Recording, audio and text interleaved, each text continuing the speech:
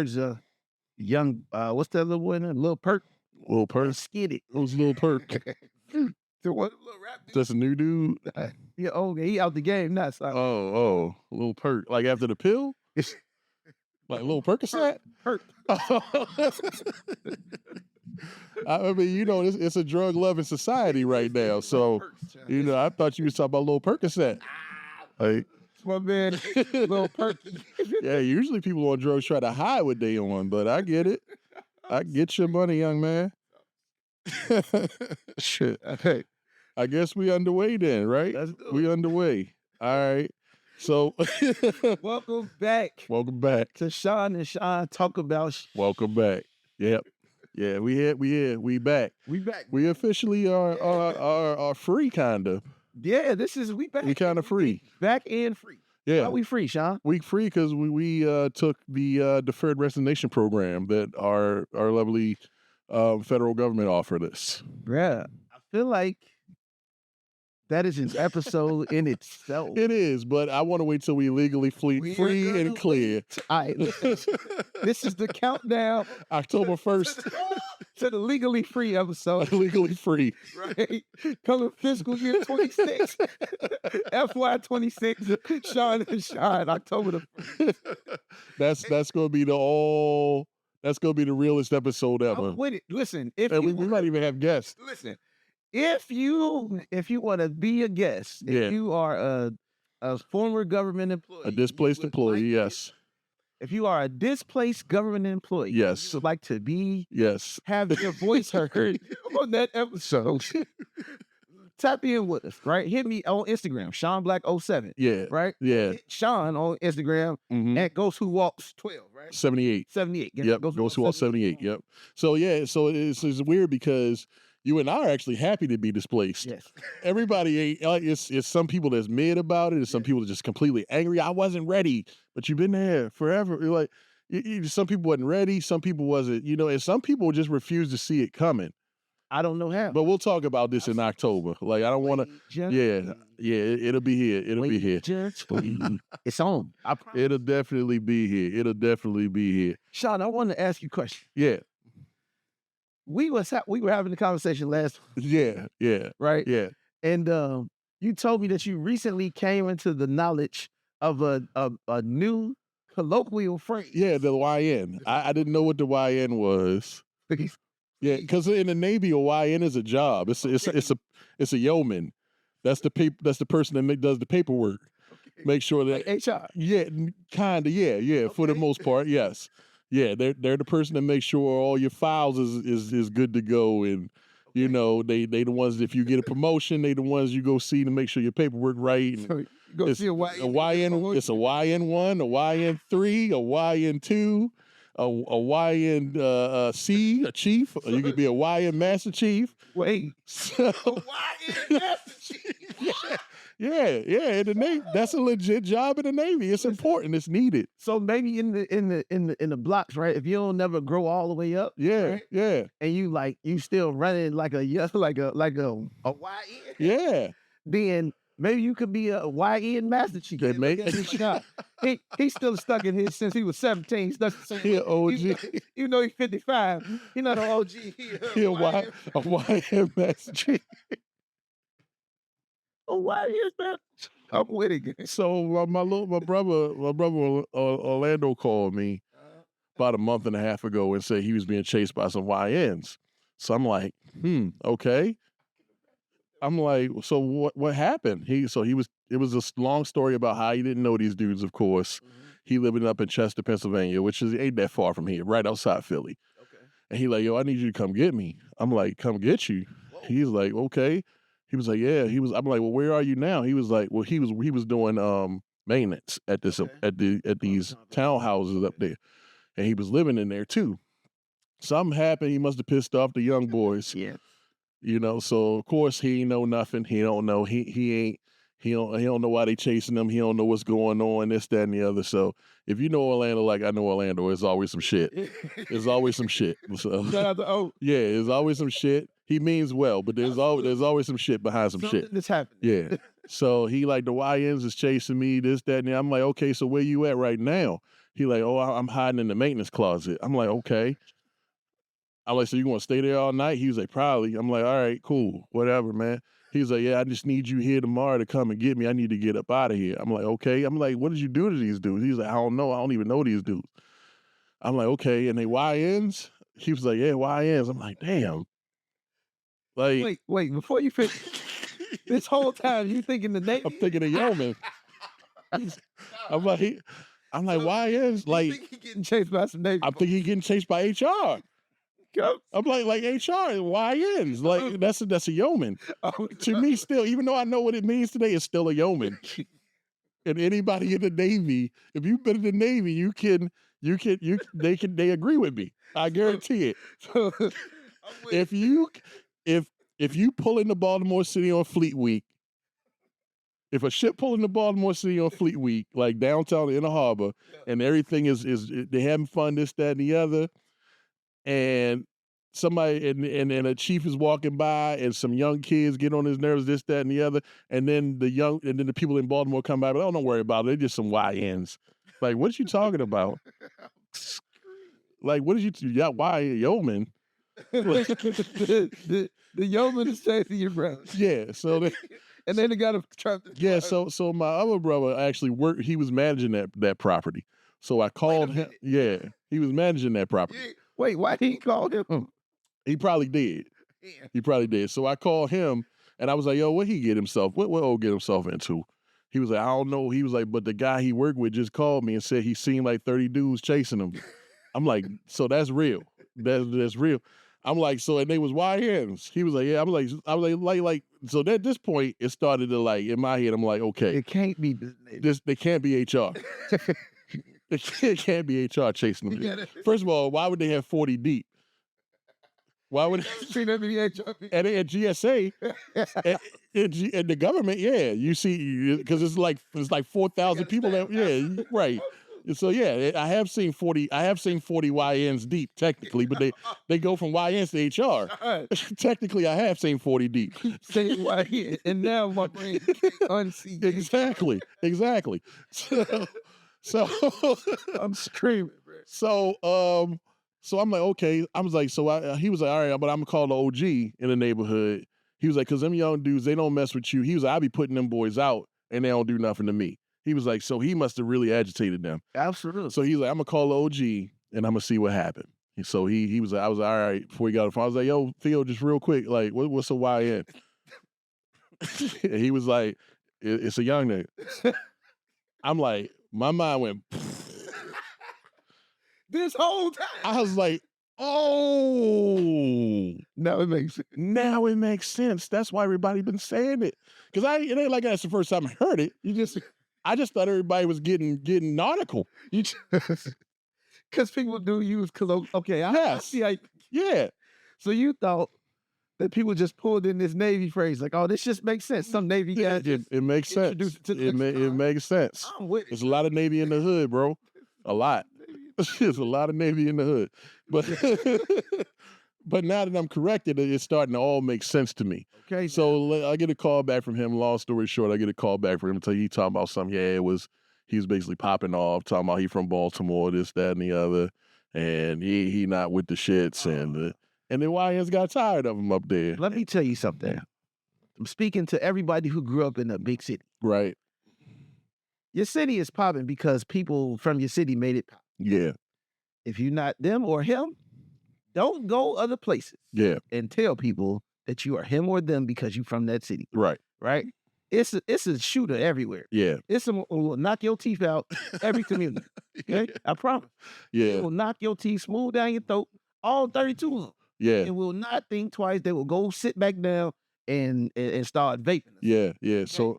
So basically my brother Theo had to get everything quiet down in the neighborhood, and they got the parlay set up. But this the thing that got me, bro. When I was talking to him and they knew what was going on, talking to Orlando, they knew what was going on. Yo was like, yeah, I just need you here to get me tomorrow on Friday. I'm like, okay, cool. This is when I still at telework. I'm like, all right, cool. I got some meetings in the morning. I can be there in the afternoon. He's like, I just need you here before 2 before they get out of school. these ends was really wide. Shut up. So, Bruh. so, We got to take a pause. The timeout for the schooling.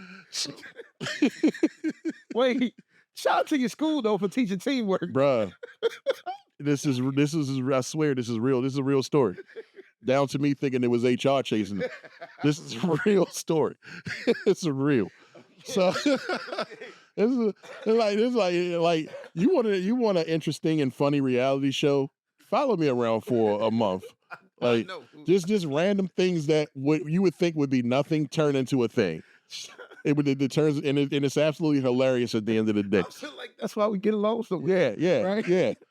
So then he was like, I just need you here by 2 before they get out of school. I'm like, okay. So I'm like, so what's the plan? He was like, yeah, I just need you to park. I wanna pack my stuff up and get. I'm like, so you want me just to be a sitting duck for these yeomen? You want me to be while you running stuff in? I said, Orlando, if I come up there, I need you to get 3 trash bags full of your best shit. And you need to run that shit out the door. Absolutely. And get in my truck and we can go. Yeah. And he was like, oh, okay. He was like, all right. I was like, all right, man, I'll let you know. Because I wasn't 100% sure. Because I'm 47. Right. Like, Definitely not a white. It's like HR kind of HR is meant to scare you a little bit. He was already a little bit. It's meant HR is there to scare you. So to scare you in the right, doing right for the job. For sure. So I'm like, okay. He's like, yeah. He was like, all right. So I'm like, all right, bro, just be safe, this, that, and the other. I was like, I'll let you know in the morning if I can get out there. He's like, all right. He was like, and when you come, bring the strap. I'm like,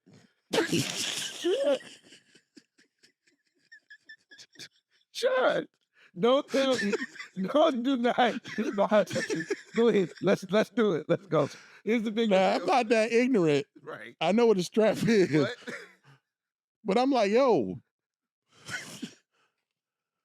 First of all, I got a strap, but it's non-lethal. The one I would bring with me is non-lethal. Right. The other one is a rifle. It takes some setting up his rear. It's got real bullet. But the one that I can carry in every state is non-lethal. It'll hurt like a motherfucker for like 20 minutes. Right. But it's like, yo, why would I, like, they gonna have real straps. Well, that is making horrible things right now. Yeah, I'm like, This story is terrible. yeah, so I got off the phone and I called Theo back. And Theo was like, yeah, it was on him. He running his mouth, this, that, and the other. So then I started feeling, I'm like, yeah, I'm not going up there because he had me going into a ambush. Absolutely. But then I started feeling bad. Like, what if he get killed? Like this, that, and the other, this. So then I started calling every adult around me to make sure I was making a sound decision to not go. Clearly, Sean's got a great friend. Yeah. So I ain't go. Yeah, I ain't go. I ain't go. I ain't go. I ain't go. And I ain't gonna lie, I don't know if he all right. I don't know if he okay. I haven't talked to him. Listen, we praying for your speedy recovery. Okay, if not, then congratulations on your safety. Yeah, right. Yeah, I'm sure he all right. You alive? I'm sure. Theo said he put the kibosh on the kill, so I don't think they would have killed him. They probably just beat the shit out of him. Like 40 of them. Like, you should not. Don't listen. Listen. Remember when you was young? Yeah. Right. Remember when you was young? Yeah. You hated how people talk to you sideways. Yeah. Well, guess what? Respect did not go away. It changed clothes. Right. They just look young. Right. They're still people. Right. Still got to treat people with respect. So don't get the run of your mouth for people, man, because you never know when the thing that you say is the last thing that somebody want to hear. Well, the biggest thing that one of the biggest things you've ever told me, and it made me really think about it and realize this is real. Then I started hearing it all the time, is that when people die, energy don't die with them. And that energy transfers to something or someone else. It can only change shape. So that's science. You messing with some gangsters that been here before, some I'm just saying. Emotep, some mummies. Like you messing with stuff that's been here and been recycling over and over again. In the same energy. You a new person, but that energy is old. So same energy on yes, the exactly. So, That's where we at right now, bro. Shout out to the YNs though. Yeah, the YNs, both of them. Both kinds. Yeah, both kinds. Both kinds. We need one of them. We need one. I don't really know if I vibe with the phrase YN, right? I definitely understand the season and how they came to it, and it's just kind of colloquially was appropriate. Yeah. But dang, what would y'all prefer to be called? You know what I'm saying? What's that? What would y'all prefer to be called? Because I would like to address you properly. If you prefer to be a YN, that's one thing. Yeah. You get me? But I understand where it came from, but I don't know if is it harmful? I think so. I mean, like any name that you don't pick is usually something that you don't want. For sure. Like most people, they get nicknames that's given to you by a person, and it's not a name that you typically want. Yeah. Like it's something you end up living with, but it's not something that you want. We had this conversation last weekend. Like when you found out my name was Pop Pop to my grandchildren, and you was like, "Oh, that is so cool." I was like, "Yeah, but I ain't have a choice in that." Like I wanted them to call me Petty Officer Galloway. I wanted them to call because it's about respect from this. I wanted them to understand the ranking and supreme system. Now you all know why he defaulted to the Navy when he heard why. Now you see why. Yeah, I wanted to be Petty Officer Galloway, and then once they understand structure. Then we can work on something else. Like we can work on something else. I mean, but I was given Pop Pop. People call me Sean Black, man. I legitimately got that name from being at Southern University. Shout out to Southern University, Baton Rouge. I used to stay in Jones Hall, Suite 409. What's the mascot? The Jaguar. Oh, okay. One time for the good one. But when I was at Southern, when I got there, it was only two Seans that lived in the dorm building in Jones Hall, right? One of them was an RA from Ohio. You call him Sean Rock. Okay. Right? Okay. RA. Right? And then every time I was darker than him. Okay. Every time somebody would talk about me, they'd be like, "Yo, you seen Sean? Black Sean." That kind of, my man Jay Boog just one day was like, he ran with it. Sean Black. Okay. Boom. And I've been Sean Black legitimately ever since. Oh, okay. See, I thought it was a hip hop thing. It became my stage name. Right. Because I knew that it was your stage name. I thought it was a hip hop thing. It became my stage name. My granny used to call me Sean Black. My granddad used to call me Sean Black before they passed away. But they memories before blessing. But like everybody really called me that. And some people really think that that's my government name. Right? And people like, yeah, my name is Sean Black. They're like, when they find out my government name, they're like, wait, hold on, man. Like, yeah. What?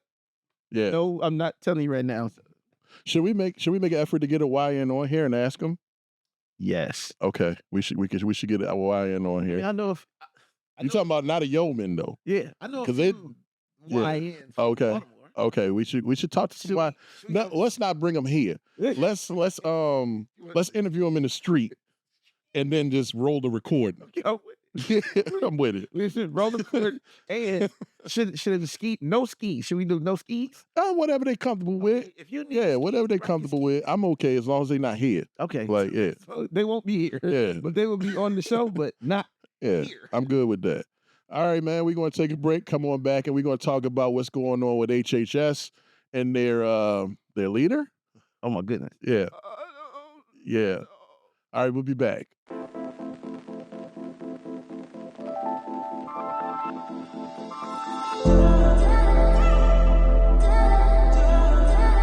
Welcome back to Sean and Sean Talk About Shit. This is the unofficial unemployment episode. Although we're not unemployed, we're still getting paid. So that's why it's unofficial. We still getting paid. We're still getting paid. Like, if you could be in a situation where you wasn't sexually assaulted, and you could get money to walking away from your job, would you do it? Why not? Yeah. I mean, they kind of gave us no choice, too. It was... Well, for me, at the end of the day, I'll say this, and this is not going to get me in trouble. For me, I felt like my job would have been okay. I felt like I would have been safe. Like I wouldn't have got riffed or fired because of the budget. And my staff, half of my staff probably would have been okay. And half of my staff did get let go. But we all ended up leaving because it became a moral thing. It was like, can we know we're going to be good. We know our mission, what we do is we're going to adapt to the mission. We know what we do is important, but can we do this morally? And that's what it came down to for me and my staff. I definitely could dig that. For me, it was, I really did get the choice kind of taken from me for real. But and obviously on October the 1st, you all hear about that. But the reality is, I had a meeting with a group of people that was assigned to the agency on the Tuesday before I went on a trip to Portugal for my daughter's ballet. And then when I came home, it was like a week and a half later. That whole group of folks was not employed by the agency no more. That's when I was like, well, dang, yeah, yeah, right, yeah. A lot of my friends got let go. Like we'll talk.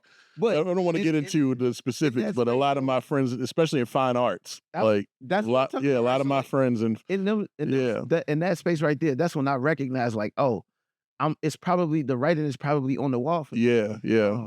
So I'm with it, but I definitely feel like we in a wonderful space to create. And I'm telling you, this show on the 1st is going to be something for you. Yeah. We're going to have a lot of fun leading up to that. Yes. But that show right there is going to be it. That's going to be live. We should have a studio by then. We should be live. Yeah, absolutely. So let's talk about HHS and what is it, RFK Jr.? Speaking of government. Yeah, like this guy's in charge of the HHS. Probably the last person that should have been in charge of the HHS. There was a guy I was in the Navy with. His name was Cor Skadden, and he was the dirtiest person I ever met in my life. And he basically got kicked out of the Navy for being dirty.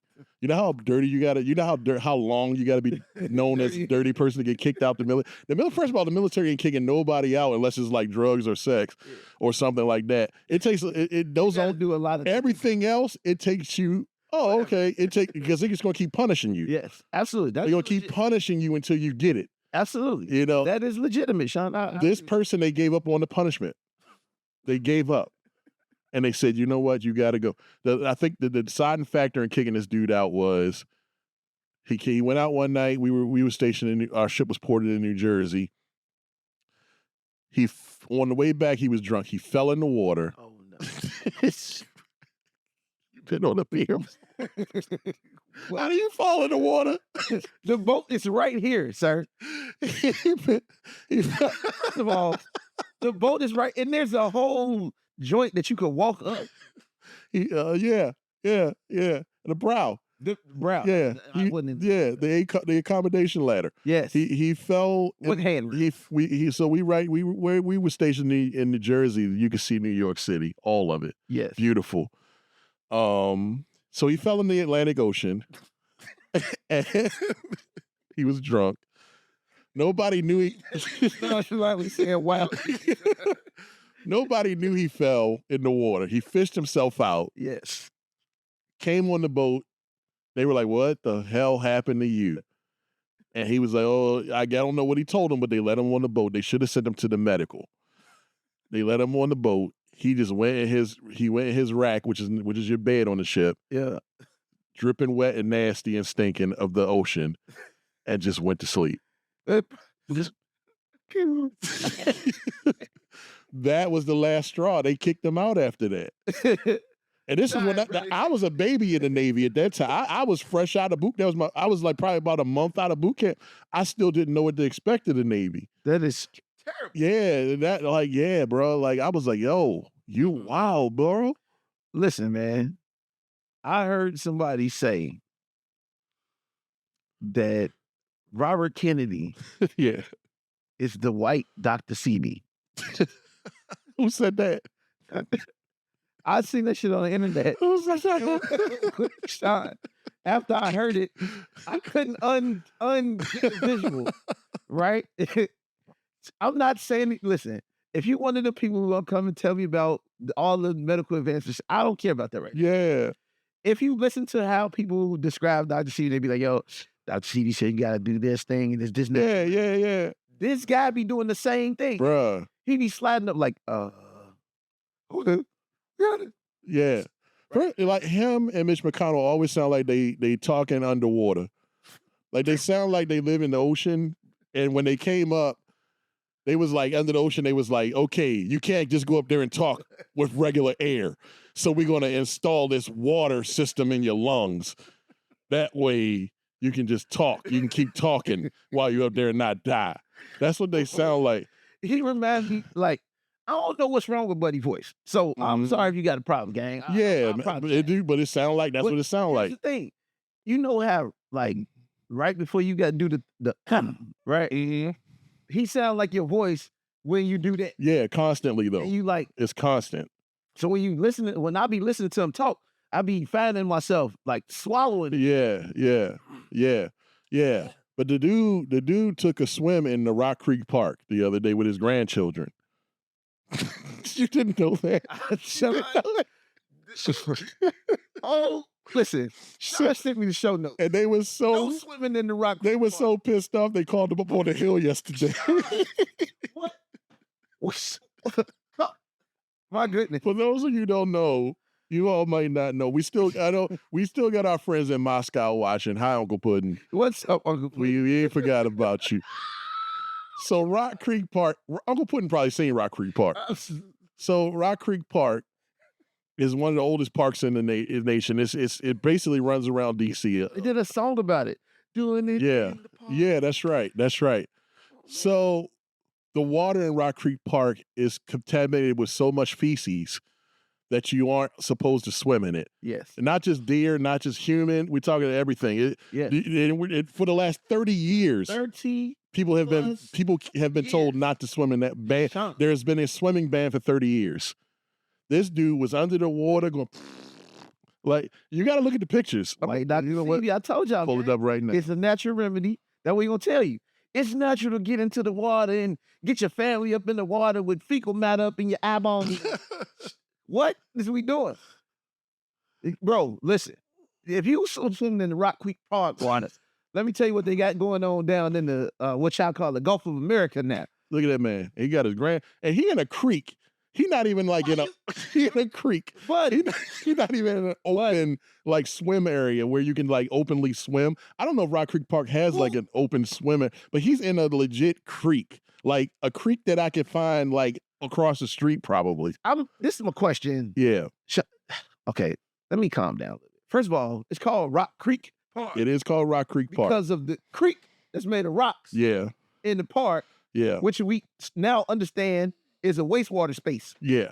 Which is crazy because rocks are known to cleanse the water. So that means there's so much shit in that water. The rocks were like, you know what? Fuck it. Look, you done made nature give up. The rocks were like, DC rough, gang. DC is on one way. Listen, DC got their own. Listen, the rocks is giving up. The rocks gave up on the water. Sean, rocks and water, they never gave up on each other. I'm sorry, you gotta be a little bit smart to listen to this show. Like, so rocks act as a natural cleanser and filtration system. The rocks gave up, bro. What? Crazy.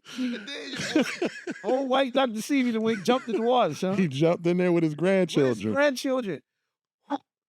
So then they had him on the hill yesterday, and they took him through the ringer, bro, to the point where he finally said, "This is the guy that's in charge of Health and Human Services, FDA, everything that falls under that." Black people have thicker skin, so that's why they should be on a different inoculation cycle than white people. Oh, well, we do have thicker skin, but that's a different kind of thicker skin. We talking we talk about all the bullshit we put up with. I'm talking about the bullshit we put up with. Shout out to the thicker skin. Yeah. So, but yeah. So this is the guy in charge of Health and Human Services and FDA.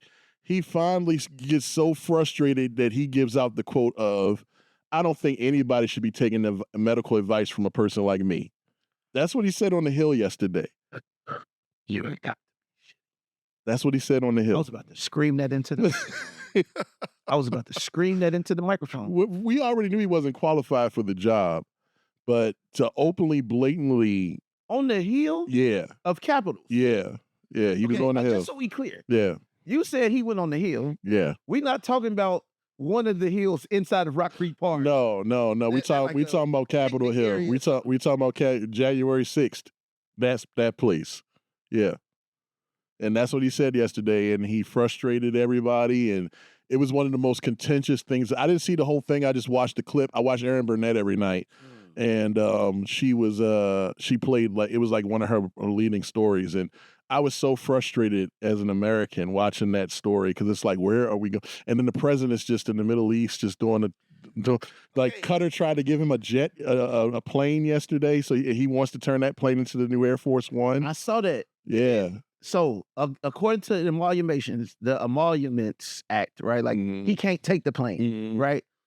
When they said it's going to be a gift to the Department of Defense as Air Force One, for me as an American, I just have concerns because it's the president of America on a foreign-built device. That joint bugged up in ways they won't understand. I'm not comfortable with the president of my country. Yeah, they said it's state of the art. Right. I'm not comfortable with the president of my country, right, or the country that my ancestors, like the land that my family has loved. Right.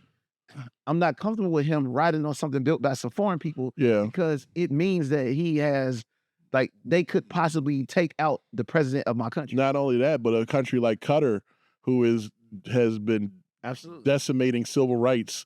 And like when you hear the stories of the World Cup being in Qatar, the Soccer World Cup, was it a few years ago? Yeah, and they're talking about how many people died building the stadiums and the low wages that they made people take to, it was just, Qatar is just not one of them places that you want anybody. It's one of the, like, it's okay. All right. The state of Pennsylvania, they could do me a favor. Like, you know what I'm saying? Like Maryland can do me a favor when they're not bankrupt. Yeah. But it's like, okay, so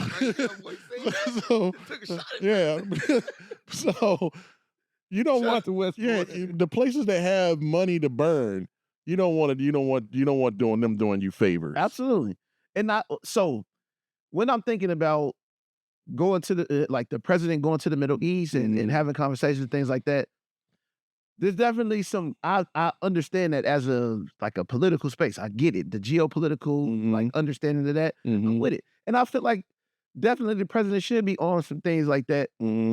I think that this administration came in hot and heavy, right? Yeah, I agree with that. Like the reason why people don't really fuck with everything that they doing is because they came in so hot and heavy, right?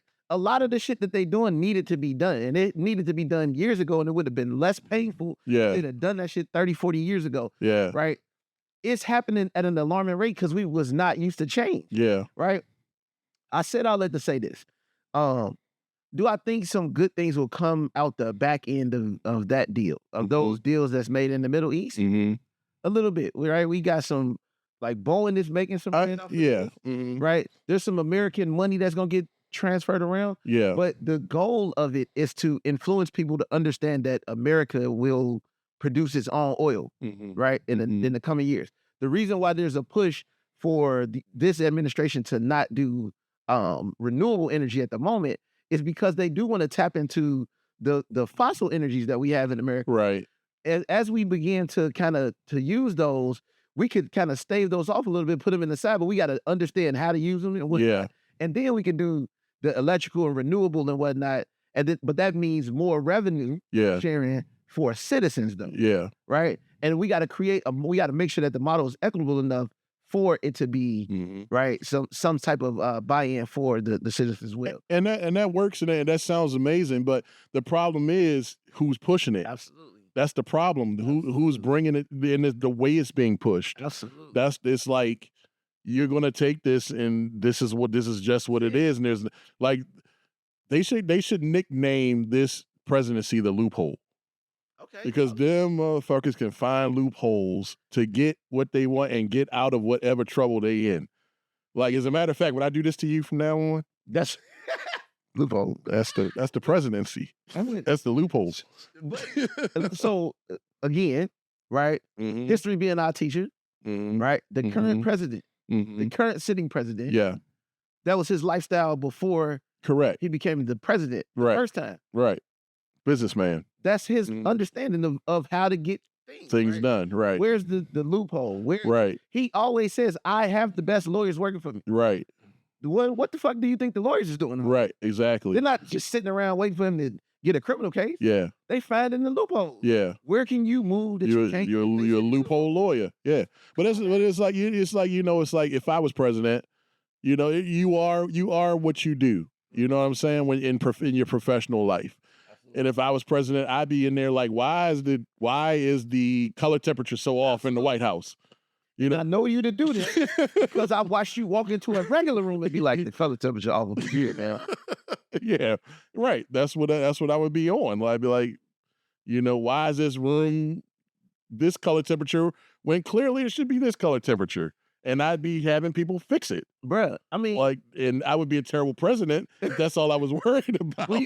So back in the days, I used to have aspirations to be the president, Sean. Yeah. And I feel like maybe later on, I may run for president. In that same vein, right, me as a descendant of American chattel slavery, right, I'm automatically, the very first thing I'm going to do as president is like understand reparations. What we do, right? I'm gonna look at all of these studies that we didn't have from Pew and all of these people about national health care and how white people don't want it for black people because they feel like they got pre-existing conditions. We finna tap into all of that. Well, why do you feel like that? We got to get some education out there. So I think me as the president, my first year is educating people about why shit look how it do. Right? Okay. We gonna spend the next 2.5 after that fixing all of the shit. Yeah, I'm with it. Get me? I'm with it. By year number 4, when they like, all right, Sean, you either re-campaign or you could be gone. I'm gonna let the people decide. Because if I'm doing it right, the people gonna be like, shit, you might as well go and knock these last 4 out. Yeah. If I'm fucking it up, they're gonna be like, sir, go back to where you was training at, get some more training. Right. We'll see you in a few years. Yeah. You know what? And the reparations are I kind of feel like that white people have given reparations to black people that just as a test, if that makes sense.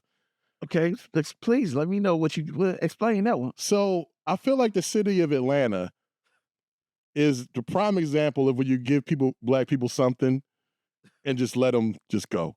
Like, that dog that they like. I'm not comparing it to like, but that dog that they live in the Alps that they put the barrel of hot chocolate around and be like, go on now, like serve it out. Yeah, and then the dog go out and he might rescue some people. He might, but even when you find you get some hot chocolate, like he doing some work. That like you don't know what he's doing, but he out there doing something. And then that's Atlanta to me. It's like don't nobody bother Atlanta. Everybody knows Atlanta's it's a completely black city almost, which is weird because like the rest of Georgia is like the opposite. So it's almost like a work study to me. It's like. Every rich black person seems to be from Atlanta, and this is to me that's the study of reparations. Okay, and that's how white people look at if we give black people reparations. Look at Atlanta. Oh my God! So I definitely like that. I'm definitely happy that you said Atlanta right specifically. Atlanta is legitimately kind of like the capital of Black America. Okay, yeah. Always has been. Yeah. Even during captivity, Atlanta was like the place where like black people could do things. After, well, not during captivity, but right after captivity, right? Atlanta was the place where black people was able to kind of get their foot in it and kind of make some things. But realistically, if we look at the model for reparations, right? Like I get that people be like, oh, well, it's going my tax dollars. Be saying like everybody say nothing when they created the triple P, right? They like, oh, we got these PPP, we gonna create all these trillions of dollars. Okay, we just gonna discharge it all. Didn't nobody say anything. Right. Reparations don't have nothing to do with your tax. What it has to do is the fact that the black people that's in your local community probably gonna be doing better than you now. Okay. Right? Yeah. And then that's gonna make you feel away. Yeah. How your ancestors used to do it, the people back in the days used to feel. Right. You're looking at these, I can't stand how them niggas. Yeah. Right. But what if the model, if the people, I'm gonna speak directly to my conservative friends. Go ahead. Yeah. Conservative friends, understand this. Economically, America sits in an incredible position. It understands that Black Americans spend almost $1 trillion a year with no money.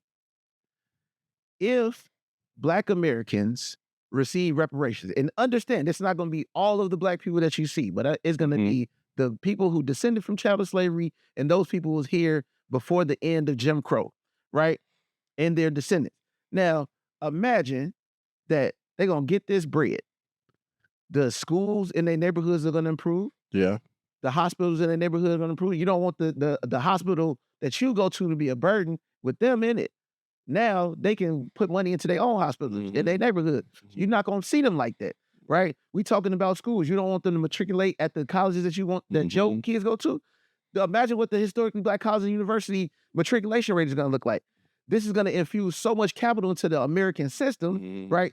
Because there still are stores that's owned by white people that Black people still got to buy stuff from, right? So it's going to be a quick infusion of capital into the American system, but then also all of the wealth will be undergirded by actual wealth.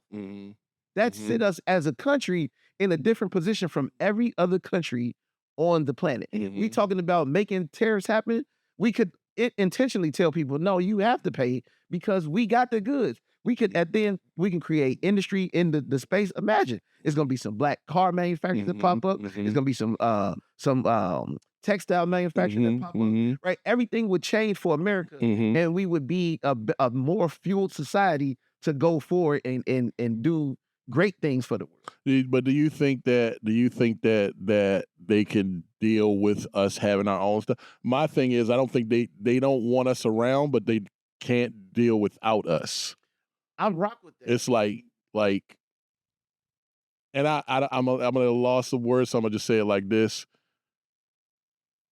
the Black people to white, we got good dick.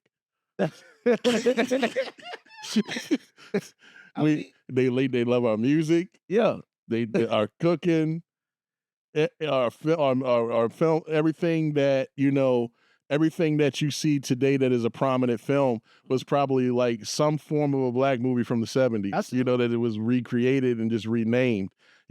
Like they like our stuff. They don't want us around, but they don't want us to go. Right. So that's why America holds a unique position. Not every Black person on the planet is like that. Black Americans have that because our ancestors raised their ancestors. Right? If my granny or my great granny is cleaning your great granny house, right? And your granny is a baby, right? And my granny is listening to the music that she would normally listen to, at her house cleaning up. Correct. This baby is going to now listen to this music. Yeah, it's going to become part of they understanding. Yeah. When they have kids, they're going to pass it down. Yeah, it was an amazing episode of Atlanta about that. That's how it works. That's why so when I started the Hip Hop Party for Change, that's why I use hip hop as a lens. Hip hop is the only Black American creation that is done well all over the planet. It made space for every single identity. And it's like that because Black Americans were taught to make space, right? It don't matter where we go, we was taught to get there and make space. Don't make a lot of noise, get in and sit down. We was taught to make space for everybody else. So when we come around, you comfortable because we there, right? I told somebody 3 years ago, if you see a Black person in the room, like you see a room full of people, right? There's one Black person there, they're going to kind of look uncomfortable. As they start to kind of unwind a little bit, they may get a small group of folks that if it's 2 Black people in that room, right? It's going to start off kind of like, they're going to see each other lock in a little bit. As they become comfortable, they're going to get a crowd of people. If you put 3 or more Black people in a room with anybody else, and those 3 Black people get live, the entire room is going to be turned up. It's going to be turned up, unless it's the Met Gala and you're cussing that, because he tried to turn it up. And did you see his video talking about everybody in here bougie?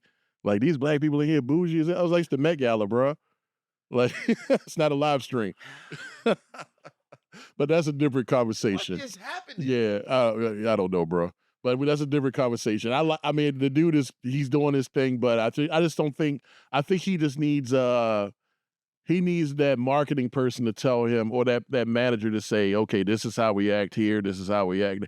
Because what he's doing is a good thing. He helps his community. He does. He does a lot, for a person that runs his. I didn't know that his cousin was K. Kemp. Yeah. I was like, Yeah, he does a lot, but I just think that he don't know when to turn it off. And that's not, he'll as he's extremely young. Yeah, as he gets older, he'll figure it out. yes, not a YN though. But no, not a YN or a YN.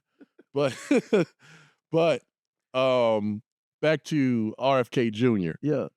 That dude is an example of somebody who will never get it, no matter who's around him. And because of that, you swimming in Rock Creek Park. We down to the floor on you, bro.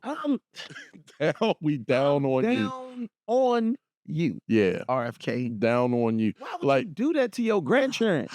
Like, you think he took a bath? I think, Sean, this is what Sean, this is what I think happened. And I was trying to avoid not saying this part. Okay. But you know how like when you get in the pool, you get a little water in your mouth and you do the little thing though. He probably did that. Because he trying to pretend that the water good. He probably went down under the thing, took a whole good mouthful of Sean that was like, so that's disgusting. You got an ass mouth now. Yes, got an ass mouth. I'm down on you for your ass mouth. So I did that when I was in the DR. I didn't know that a cenote was a grave. I'm dying. I didn't know. Bruh, stop watching cartoons. We can't do that in real life. I didn't know. But, my mouth was in complete pain for like 5 days. Like, it was the worst pain ever. Like, oh, my gums were swollen. I had I'm like, what? And then I found that I went and Googled. I'm like, oh my God, there's like millions of years of dead people in that water.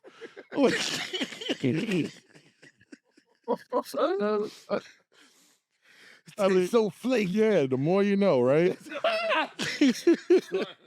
I'm done. But yeah, but I didn't know that. He should have known. He should have known. We down on you. We'll be right back to close this out with some sports.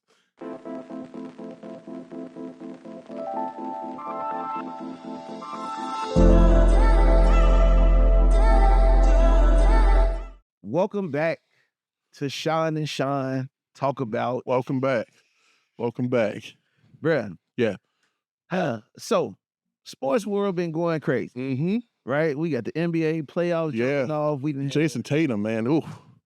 That's so terrible. Yeah. I'm kind of happy for the Knicks, though. Did they win? They did. So they moving on to the finals. Yeah, absolutely. I mean, the Eastern Conference Finals against the Pacers. Yeah. Boring team. I don't know. Halliburton is on, G. I just think they're boring, though. They were entertaining when Reggie Miller was there. This the same team. Halliburton is just Reggie Miller now. Hey, Reggie Miller. He Reggie Miller. Hey, Reggie Miller. Sean. Yeah, I don't know. He not the smack your head, get choked out Reggie Miller. But he not the 15 points in 9 seconds Reggie Miller either. First of all, you all be talking about basketball nowadays. I watched this man do 15 joints in 9 seconds off of 2 steals. Yeah. Off a break. Yeah. 2 steals. Yeah. Listen, bro. And then gave Spike the. Come on, guy. Like what? Cold-blooded. In the garden. Cold-blooded. Okay, I'm done. Cold-blooded. Yeah. Yeah, but the NBA playoffs have been good. My Thunder. I don't know if y'all can see the banner back here. They number 1 seed in the West. We probably gonna close out the Nuggets tonight. We gonna see. We got the MVP, I think. Shaq and Shea. Shea Glizzy. Yeah, I think we got the MVP. Absolutely. He's amazing. He should have been MVP last year. He should have. I was unfamiliar with his repertoire, right, as it were.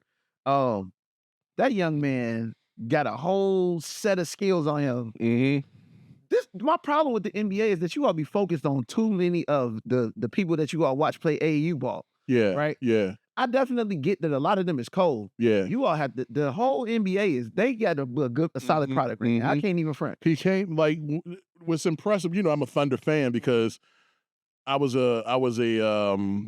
didn't have a team growing up. Everybody watching like the Bulls. Absolutely. But Chicago. it was like somewhere in the I want to say around 2005, 2006, I was like, oh, let me start just following, because a lot of people from Maryland were going to the league. Okay. Absolutely. So I'm like, all right, I'm just become fans of the players, you know. So Kevin Durant played at Texas, should have went to Maryland, but I get it. I thought that he was the shit. And I was like, okay, well, he going to the Supersonics. Let me just start following. And he started balling out there. Then they went to OKC, and I just followed them. Okay. And then I became a real fan. What they've done. First, shout out to the OKC leadership. How do y'all? Yes. Well, y'all drafting style should be studied by every professional team. Man, Like who do you? I don't know what's in the water with y'all leadership, but y'all got it, man. Yeah. Y'all got it. Chet Holmgren, bruh. you turned him into. He was just mid in college to me. When we drafted him in the first round, I was like, oh, here we go. That dude is a monster, bro. Yes. Yeah. He over 7 feet. He can bring the ball down. He can stop and pull up for the three. He can drive. That's the thing I do like about this basketball, is that everybody can kind of into their fundamentals. Yeah. But I definitely used to like the old school, get down low, bang. Yeah. There's still a place for that. Absolutely. Like there is, but not in today's game. Absolutely. Like maybe in the playground. Absolutely. Like I think in the regular season, I think they should bring that kind of style back in the regular season, because it does open up the understanding of how to defend against perimeter play. Yeah. And mid play. Yeah. And that's what I like about watching the Thunder this year, because and last year this Coach Dago, I can never pronounce his name, but basically they brought this dude up from the Gatorade League, or what do they call it now? The G League. Yeah. He won the championship on the G League for OKC. Oh. And when they fired the last dude, they brought him. They just promoted him. He's a monster. Same thing happened with my Lightning. With my Lightning, the Tampa Bay Lightning, John Cooper. Yeah. He was the Lightning's. He's coached on every level. And he won championships on every level. So the Lightning was like, well, we do it for players. Why not bring him up and get 4 cups later? We got 4 cups because of him. That is and six Stanley Cup appearances. That's how development's supposed to work. Yeah, right. Yeah. Development in the sports franchise is not just about players, right? It's about developing the entire franchise, the whole thing. Yeah. How do you make the whole franchise move things along? In the 90s, I got a chance to witness that. I watched the Bulls move the NBA from a terrible product to like a worldwide audience. Phenomenon. Like, yeah. I watched it happen. I was like, oh, for sure. But I'm excited to watch them play Ant-Man. So, did they move on? Did the Wolves move on? 121 to 101, I think was the final score, 110 or something. So this is my thing. I think that the Thunder are going to win that series pretty handedly. I think the Wolves will be lucky if they get 2 wins. And this is because of why the Thunder play defense. They are relentless. Okay, they are relentless in their defense. And they're all, and it's just as relentless as they are in defense, is they're just as hungry and all. Like they average 118 a game in the regular season. With that. Like, and I don't know what the series was in the regular season between the Wolves and the Thunder. They probably played 3 or 4 times, but it's just, I don't know, man. We went out last year. We were the number 1 seed last year. We went out because of our inexperience. This year, they playing a really tough Denver squad. Like this, Denver ain't no sleeper. They were the champion 2 years ago. Absolutely. They had 3-time MVP, 2-time or 3-time MVP. Yeah. And let's not forget about old boy that run point for them. Jamal Murray. You still got Russell Westbrook. Yeah, he run point, or he a shooting guard? He run the. I think he played the point. Oh, okay. You also got Russell Westbrook. Like, and old boy that won the when he was with the Magic that won the slam dunk competition. He's become a hell of a player. Is that Gordon? Gordon. Yeah, he become a good player. So to me, this was that series that they needed. Okay. This is showing how you got to get gritty and dirty, because they thought they was going to walk over the Nuggets, and the Nuggets have put up a fight, and it's like, oh shit, we got to play to move ahead in these playoffs, and they realize that, and I think that they are going to beat the New York Knicks in the final. Okay. You heard it here first. Yeah, I think they're going to beat the New York Knicks in the final. That the 2025 NBA champions is the Oklahoma City Thunder. Yeah, I mean, if it's the Indiana Pacers, they're going to sweep them. Oh my God. They're going to sweep them. Predictions. I know. It's me knowing my team. My goodness. It's me knowing my team. I know this stuff. I don't have no for real horses in this race. Okay. Right? I definitely like the way that Anthony Edwards plays basketball. I've been watching this guy play basketball since he was 6th grade. He is a phenomenal basketball player. On top of that, he's a phenomenal athlete. Yes. Right? So I definitely like his game. Tyler Halliburton, I watched him play for a while. Tyrese. Yeah. I watched this guy play for a long time as well. His game is really, it reminds me a lot of Reggie Miller, right? Because he finds spaces, he know how to get open. If he need to break down and get straight to the bucket, he know how to get to the bucket. But he also calls his offense on his team, right? And I like that. Do I like the Knicks? The Knicks is incredible. They got a really solid young team, but they all like playing together. And I think it's because... That's because they pretty much Villanova. Absolutely. They just missing DiVincenzo, right? So they all know the style. They play the same way. Right. So the Knicks really are like... this year has been really, really good to watch this franchise like really turn up. Things are always good when the New York teams are good. Yeah, absolutely. Like it's always good for the East Coast when New York is good. Absolutely. Like it really is. Like, and I'm glad they're back in the Eastern Conference Finals, but I don't think they can beat anybody in the West.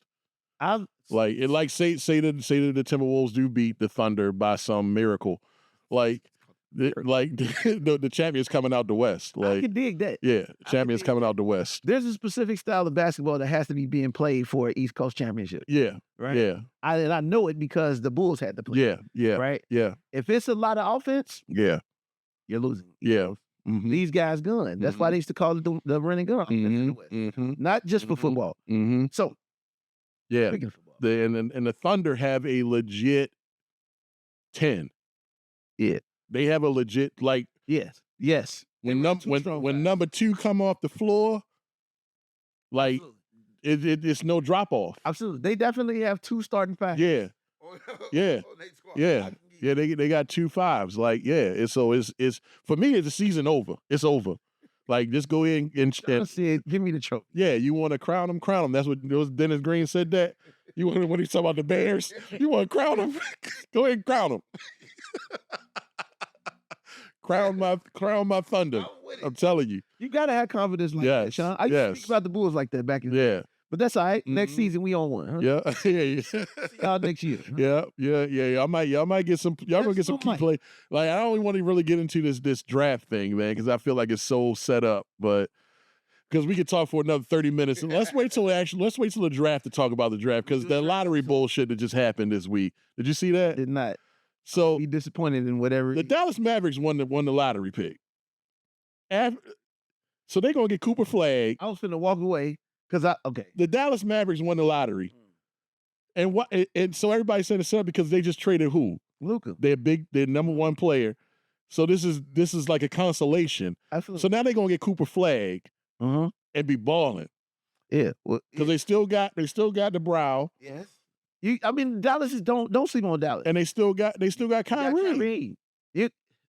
Any team that got Kyrie Irving on it is a contender. Yeah, I don't care what the squad is. If Kyrie Irving on your squad, you're a contender. Yeah, and Cooper Flagg is a nonchalant that like to work out. Like that's what he is. Like he's taller too. Like Cooper Flagg, I like his game. It's gonna be something. I don't like Duke, but watching, I like that Duke game, man. Like Duke. Because I grew up in ACC. Yeah, I grew. Maryland was in the ACC. Like Maryland only been in the Big Ten for like maybe 10, 15 years. Maryland. Yeah, welcome home to the college conference. Yeah. The big old team. You know what? I can't even front on that because like everybody like SEC place to be. Nah, bro. The last 2 champions in football was Michigan and Ohio State, and then it would have been Penn State if Penn State would have held their water against Notre Dame. Yeah. Can you imagine Penn State? It would have been a Penn State and Ohio State final with Michigan winning it the year before. Who gonna tell the Big Ten what? Like, bro, but I grew up with Big Ten football. Yeah, right? That's my lifestyle. And when I moved down south and everybody was SEC this, I don't understand. SEC had a run. They did. They had a run. Alabama was cold. But even when SEC had that run, they were still playing Big Ten in the dance. Absolutely. And they wasn't always guaranteed to win it. Absolutely. They wasn't. Absolutely. Like, I mean, the ACC had their run with Miami, but it's still, they was playing Big Ten schools. They was playing Ohio State. They was playing, like, they've been there. I know everybody be talking about down south and how they play football. They've been there. Dude. Yeah, they have been there. In Big Ten. Yeah.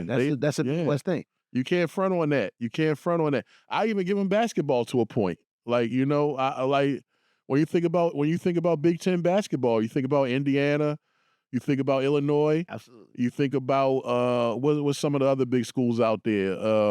What's his name? Greg Oden's Ohio State. Think about Michigan, the Fab Five. So, there's a legit argument there. Listen, listen. Growing up in the Midwest, right? Yeah.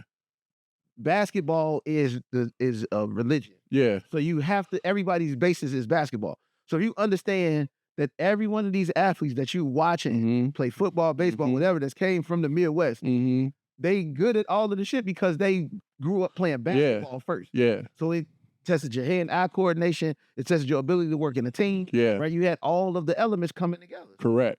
Yeah, that's right. And that's all I got to say about that. Like, I feel like the Big Ten has a definite argument in being the best in sports when it comes to college. I don't see anybody that can really put up a fight with the longevity. You know what I mean? Like, the SEC has produced some amazing players. Absolutely. But when it comes to all-around championships, like, now who's in it every year? This is what I can tell you, though. When it comes to basketball, also, though, don't sleep on the ACC. Okay? No. Please don't. No. They hooping in the ACC. They've been hooping. They always have, the whole time. Yeah. Right? That's why I'm not a Duke fan. Like, Duke, I don't like Duke. I don't like North Carolina. I don't like none of them. I didn't, growing up, I hated Virginia Tech. Where that's when we was in the ACC and they had Michael Vick. Virginia Tech was always good too. Yeah. But when they got Michael Vick, they went to the stratosphere. But I don't like Florida State. And it's just like I don't have a reason to not like them anymore because we're not in that, but I still don't like them. That's how I feel about the Packers. Yeah. I still don't like them. I live in Maryland. Be like, why you got the Packers hat on? We're not even close to Cheese Land. Yeah. So before we close out, I wanted to talk about, did you see that the MLB lifted their lifetime ban on Pete Rose and Shoeless Joe Jackson? Shout out to Shoeless Joe and them Chicago Sox in the 19. Was he a pitcher? He was a fielder. I think he played. He played with no shoes in the field. That's some slave shit. He played with no shoes on. That just was his nickname coming up because he was like that. Like he could run fast without shoes. Oh, it mean when he ran it like he wasn't wearing shoes. I think he actually was he was good with no shoes. So that's why we need a producer. We need somebody to be looking this up right now. So he was just as good with no shoes as he was with shoes. His nickname just before he got to the league happened to be Shoeless because he played before with no shoes on. Oh, okay. You get me? Okay. But this is what's crazy. All right, so for his scandal, they said that he took money. They took $5,000. This is how much he made. So he took $5,000, which was double his salary. Which is an amazing amount of money in 1918, I'm assuming. Is that when he played? 1920 is the Pacific World Series, right? And I'm not specific, but I'm pretty sure it's 1920. But that was 2 times his yearly salary, right? They said that he took $5,000 to throw the game, throw the series. In the series, he led everybody in every single statistical category. For a motherfucker who was throwing the game, not real. Son. Yeah, that's not real. You led in every statistical category. They said, well, he was playing the field slow, and that was allowing for there was like a record number of triples in that game, and they said the field players were playing slow, and that's what allowed for the. It wasn't just him though; it's 3 fielders, outfielders. Like, so apparently he had been asked before, and he never fully admitted that he did it, right? But going back to the beginning of the show, we was talking about this administration. Remember, before this president became the president, he said there is no reason why Pete Rose should not be in the Hall of Fame for baseball. Now he is all of a sudden. Well, he's going to be. It sounds like the commissioner is going to let him in. Why would you not let Pete Rose in? It's, well, first of all, it's a lifetime ban. His life is over. So Absolutely. So his life is over. Like, he died last year, I think, or the year before. And Shoeless Joe Jackson died, well, like maybe I don't know. I heard his name before. It's one of them names that you hear and it's like, was this person a real person? I thought he was black. You thought he played in the Negro Leagues? I thought he was a black dude. That would make sense with his name. I was like, yo, Black guy. Because how many black people played shoeless baseball? Like, probably thousands. His name is Joe Shoeless. Shoeless baseball. Shoeless Joe, right? Yeah, Joe. Yeah, that does sound black. What's the last name, Sean? It's a Jackson, right? Okay. Yeah. What is the last Joe Jackson you know? Michael's father. Okay, so why would this shoeless guy not be black? Yeah, that's interesting. But the Pete Rose, again, Pete Rose, right? They banned him because he was betting on his team to win. Yeah. But so with him, it's a little different for me because he was the manager and he was the player and the manager and he was setting the lineup. So he might have been putting in his not so good players, Sean, on those days. On them to win. He didn't bet. He never bet that they would lose. Every time he bet for them to win. Yeah, I don't know. Going out there saying, hey, my team is going to lose, pay me. I'm saying, we finna go out there and put belt to ass. That's a YN phrase, right? Not the other YN. But we finna go out here, we will put belt to ass, and we going to make some bread off of it. Yeah. So to me, that's the bookie's fault. Unless he was putting he wasn't play. He couldn't have been the one walking in the. It don't even matter if I bet that I'm a win. What the fuck am I doing wrong? I wouldn't take it if I was the bad guys, simply because he's the one that sets the lineup. Absolutely. He's the one that can say, you know what? I know your knee bad today, but we're gonna go ahead and give you another shot in the knee so you can get out here and run as fast as you can. Like, if you're the person taking the bet, why would you take that bet? I have no idea. I just don't understand why would you ban a dude for telling you he's gonna win? Imagine Michael Jordan. Sean, imagine Michael Jordan did the Craig Elo. Yeah. Imagine him show up at the stadium and he's like, hey, before we go in here and beat the shit out the Cavs, I want to put up a $200 bet that we finna whoop their ass. And then he win and you gotta pay him his $200, like. Yeah, I mean, well, now these days is betting in sports has become kind of like the thing. There are still rules if you're a professional athlete though, because what's the kid's name that plays for Denver? Michael Porter Jr. His brother got a lifetime ban last year for gambling for his team that he was playing for. Like, you fool! Like, what are you doing? So with that guy though, he also bet that they would lose at some point. So he can affect his play in the game. Joe play in the game. Yeah. That's why I'm saying, again, Shoeless Joe was the statistical leader in the series that they saying he threw. Pete Rose get a lifetime ban for betting that his team would win. That's the fucking twilight. I think what we're also missing out on is that Pete Rose is probably one of those people that when people are brash and bold and have the nerve to be fucking good at their job. Yes. The powers that be don't like that. Fine. And I think that they got a chance to finally shut his ass down. And I think we're looking at more than betting here. Yeah, for sure. I think we're looking at the powers of the MLB and the government just didn't like Pete Rose because he wasn't afraid to tell them to fuck off. And we still see that today. Look like Colin Kaepernick. Absolutely. You know, we still see that today with players. If you didn't think the MLB had no juice, I'm gonna tell you this. This is Oh, fucking awesome. I know for a fact MLB got juice. I've been to many All-Star games behind the scenes. It is I've seen the juice. The only authorized business monopoly Yes. in the country. Yes. Right? Yes. There could never be another professional baseball league, no matter how much you want it in America, because of Congress. I sparked a major debate in my economics class about that because nobody with my master's degree at American University, and I asked the professor. He knew, but nobody else knew. And he was like, I don't know. I got to check him on that. But you were right. And like a lot of people don't know, MLB they're the ones that started live streaming. They're the ones that started streaming. Yes. People, I don't know if it's still a thing today, but every company was paying the MLB to manage their streaming. It's still like that. People don't know that. Like the MLB that's why they get paid one player $700 million. Yes. Every contract guaranteed in the MLB. Yeah. They have a never-ending cash flow. So, every single contract is a guaranteed. That's the sport you need to get your children into. I be trying to tell people that shit all the time. Yeah. It is a guaranteed contract. Yeah. And you can go pro at 16. Yeah. Yeah. You can go pro at 16 and still go to college. Play your whole college seasons, all of the things, all of the years. Yep. And then go to the league and still make bread. Yep. Yep. Yeah. And the players got longevity. And longevity. Yeah. For sure. Get out there and play. Albert Pujols. Like, I remember when that dude was a rookie. He just retired like 3 years ago. Like he had to put in like close to 20.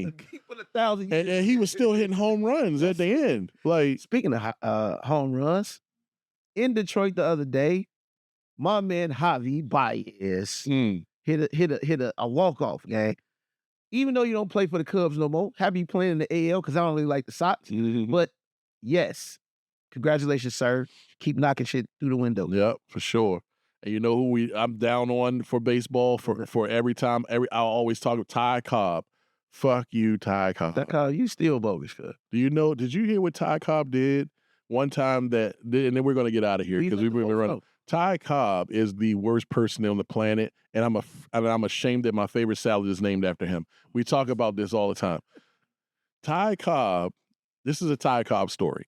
Ty Cobb went to, I forgot what city it was, but they brought some black orphans to the game. Ty Cobb hit 3 home runs or something like that. And he attributed it to these black kids being at the game. Okay. So he went to the orphanage and adopted one of these children and took him on the road with him. Ty Cobb went on a hitting streak and a home run streak. Then all of a sudden things went cold. He just left the kid on the corner in the city that his streak went cold in. Wow, sir. You are a piece of shit, Ty Cobb. That is very terrible. Yes. The diabolicality that's associated with some information like that. Yeah. You like what? Yeah. They made a movie about him in the 90s. Tommy Lee Jones played him. He probably played a nice guy.